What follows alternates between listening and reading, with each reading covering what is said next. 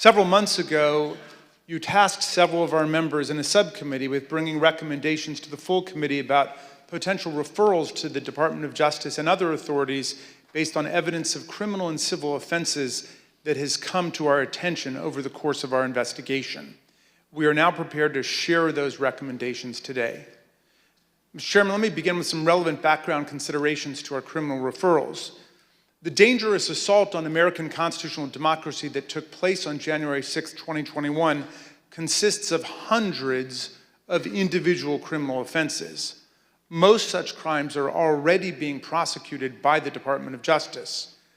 We propose to the committee advancing referrals where the gravity of the specific offense, the severity of its actual harm, and the centrality of the offender to the overall design of the unlawful scheme to overthrow the election compel us to speak.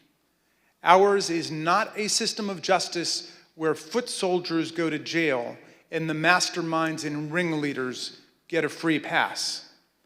Mr. Chairman, as you know, our committee had the opportunity last spring to present much of our evidence to a federal judge, something that distinguishes our investigation from any other congressional investigation I can recall.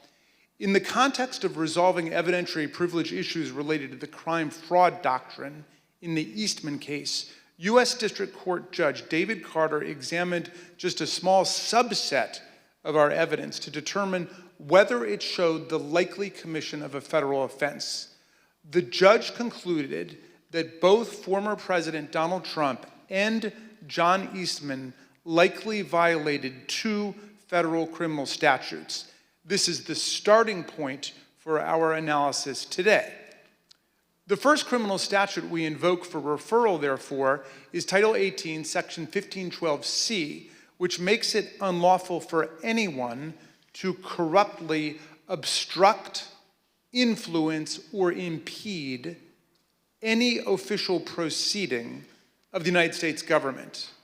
We believe that the evidence described by my colleagues today and assembled throughout our hearings warrants a criminal referral of former President Donald J. Trump, John Eastman, and others for violations of this statute.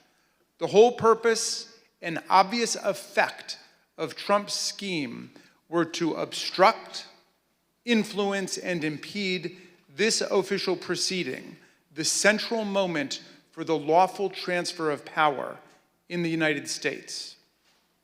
Second, we believe that there is more than sufficient evidence to refer former President Donald J. Trump, John Eastman, and others for violating Title 18, Section 371. This statute makes it a crime to conspire to defraud the United States. In other words, to make an agreement to impair, obstruct, or defeat the lawful functions of the United States government by deceitful or dishonest means. Former President Trump did not engage in a plan to defraud the United States acting alone. He entered into agreements, formal and informal, with several other individuals who assisted him with his criminal objectives. Our report describes in detail the actions of numerous co-conspirators who agreed with and participated in Trump's plan to impair, obstruct, and defeat the certification of President Biden's electoral victory.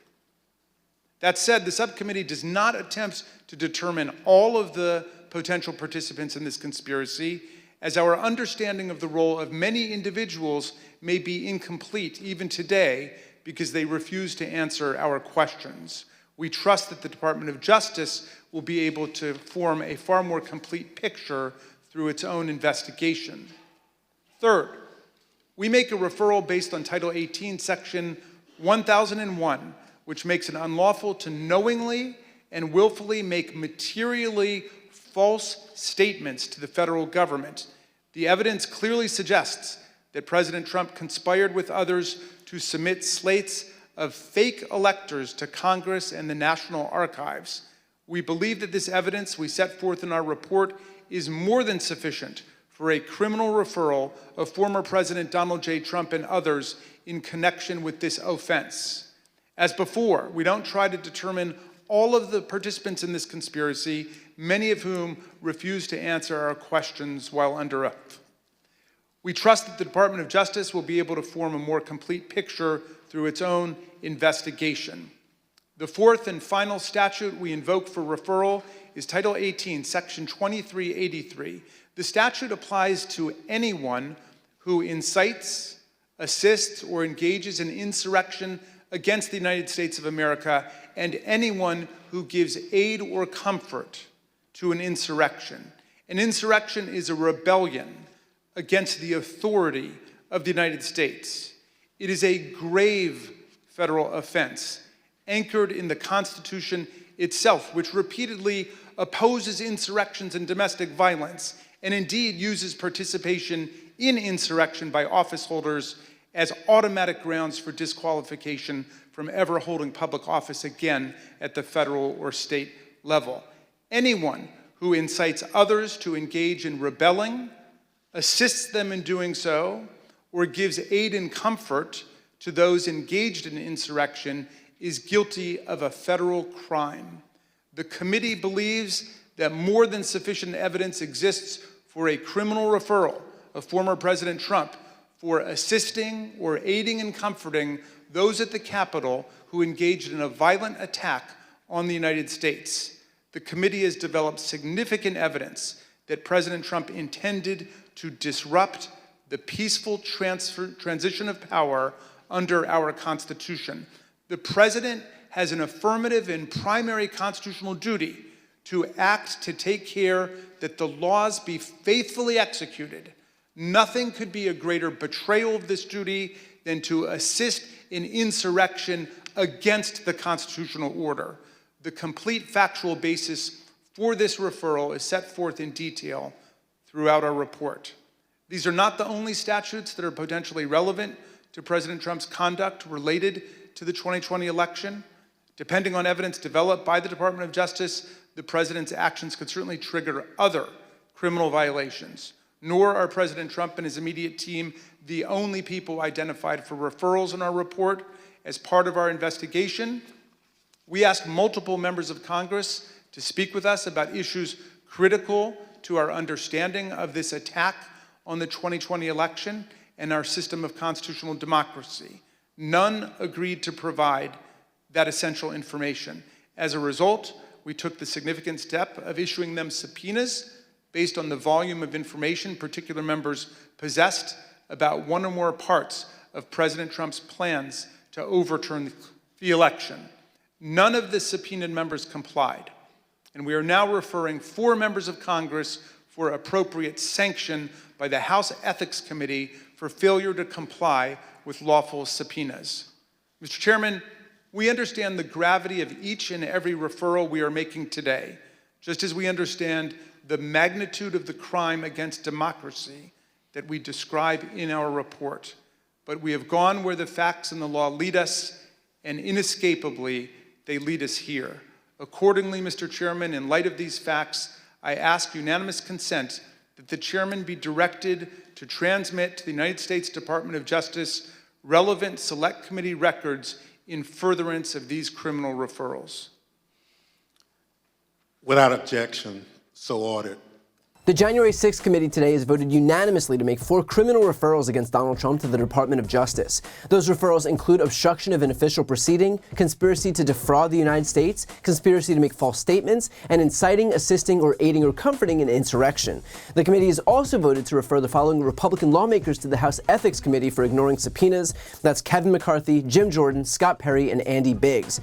From here, the Justice Department can decide whether or not to move forward with the January 6th committee's findings. It has, in the past, both accepted referrals from the committee, as was the case in indicting both Steve Bannon and Peter Navarro, but it's also refused referrals from the committee, as was the case with Mark Meadows and Dan Scavino. It remains to be seen whether Meadows and Scavino were possibly cooperating with the DOJ, which prompted that failure to indict, or if they're going to be indicted on superseding charges. All that is to say that we're unlikely to get much information as to why the Department of Justice does what it does, but that there's a reason at the end of the day as to why they're doing it. Now, if I had to guess, which may be worth nothing, it's that we we do ultimately see indictments from the DOJ for Donald Trump. Remember, this investigation is now being overseen by Jack Smith, who's reportedly been moving at an exponentially faster pace than Merrick Garland in terms of issuing subpoenas and bringing Trump associates before grand juries. I don't know whether that means Merrick Garland was moving slowly or whether he lined up these actions for Jack Smith, but either way, the investigation is moving forward now, and these criminal referrals by the January 6th committee will only serve to continue that forward progress. Now, in the aftermath of this action by the January 6th committee, Trump allies have obviously come forward to fall on the sword on Trump's behalf. Marjorie Taylor Greene tweeted, "Here is the reason the J6 Communist Committee is making criminal referrals to the DOJ on Trump. They can't beat President Trump and they know it. January is coming." And then she linked a poll showing that Trump has 77% support within the party and that 59% believe Trump is best positioned to beat Joe Biden in 2024. But here's the thing. That's the whole reason right there that Trump announced his candidacy so early. He very clearly knew that if he announced, he could then claim that all ongoing investigations into him were opened retroactively to hurt his chances in 2024. In other words, he can commit a crime, and then so long as he just announces a run for office, he can point to any effort to hold him accountable for those crimes as a witch hunt by his political opponents.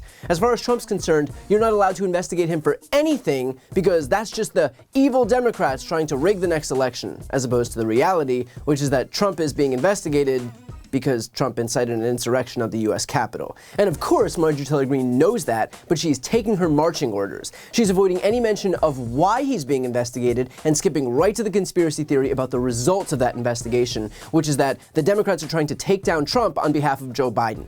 And look, if being indicted for inciting an insurrection does hurt Trump's campaign, I would humbly suggest that that might be something to consider before you sick a mob of supporters onto the seat of government to kill a bunch of political officials in an attempt to overturn the election results. But hey, what do I know? So I'm proud of this bipartisan committee and the work that it's done to finally hold Donald Trump accountable for his crimes. And I'm now hoping that the DOJ and special counsel will have that same commitment to pursuing justice without fear or favor and proving once and for all that no one is above the law in this country. The ball is in their court, so it's up to them to decide whether this is a country that isn't afraid to hold powerful people accountable or not. I'm hoping they make the right choice and that they make it quickly.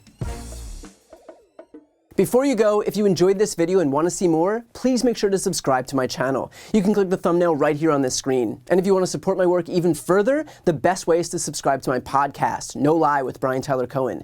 There you can check out my interviews with major players in the world of politics, including President Biden, Vice President Kamala Harris, Pete Buttigieg, Elizabeth Warren, Katie Porter, Jamie Raskin, and so many more. Plus other interviews that live exclusively on the podcast. That link is also right here on this screen, or just search No Lie with Brian Tyler Cohen wherever you listen to podcasts.